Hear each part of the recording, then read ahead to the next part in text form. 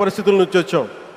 భారతదేశం ఒక పరిస్థితిలో బంగారాన్ని కూడా తాకట్టు పెట్టుకునే పరిస్థితి వచ్చింది.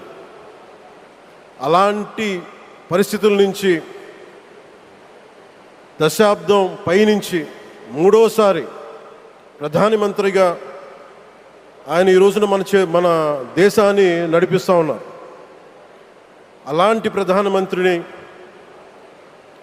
చాలామంది ఆయన మీద మాట్లాడుతూ ఉంటే, ఆయన్ని అనకూడని మాట్లాడుతూ ఉంటే నా గుండె కదిలించేసింది, నా కన్నీళ్ళు వచ్చినాయి, బాధ వచ్చింది. దేశం కోసం కష్టపడే వారికి ఇవా చివరికి మనం ఇచ్చేదేం. కొత్త తరానికి ఏం తెలుసు? ఆయన పడ్డ కష్టం. ఒక్కరోజు కూడా సెలవు తీసుకోలేదు మన ప్రధానమంత్రి గారు.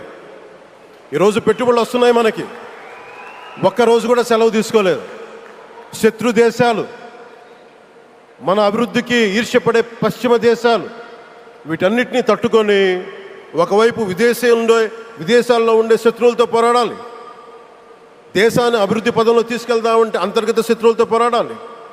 అలాంటి వ్యక్తికి మనం ఇవ్వగలిగేది కేవలం మేమున్నాం మీ వెంట, మీ మీద మాట పడితే అది మా మీద పడ్డట్టే, అదే మనం వారికి ఇవ్వాల్సింది. నిజంగా ఆయన జంతర్ మంతర్లు అన్ని మాట్లాడుతూ ఉంటే నేను ఈ రోజున ప్రధానమంత్రి గారికి ఒకటే ఇస్తున్నాను, మిమ్మల్ని కొట్టే నాయకుడు లేడు ఈ భారతదేశంలో, రాబోడు. కానీ మీరు పడ్డ శ్రమ, మీరు పడ్డ కష్టం ఎవరు తీసుకోలేరు. ఎన్ని బాధలు పడ్డా, ఎన్ని దెబ్బలు తిన్నా ఈరోజు మనం గర్వంగా చెప్పుకుంటున్నాం. మన ఉత్తరాంధ్రకి ఎయిర్పోర్ట్లు వచ్చినాయి, ఇన్ని లక్షల పెట్టుబడులు వచ్చింది ఆంధ్రప్రదేశ్కి. కానీ ఇవన్నీ తట్టుకొని చెయ్యాలి అంటే 144 కోట్ల తాలూకు ప్రజల ఆకాంక్షల్ని ఎంతోమంది వెనక్కి లాగుతున్నా, ఒకళ్ళు ముందుకు తీసుకెళ్లాలంటే ఎంతమంది తిడుతున్నా విమర్శిస్తున్నా తీసుకెళ్తున్నారంటే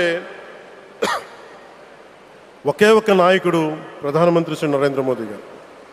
నేను ఎందుకు తపన పడ్డాను,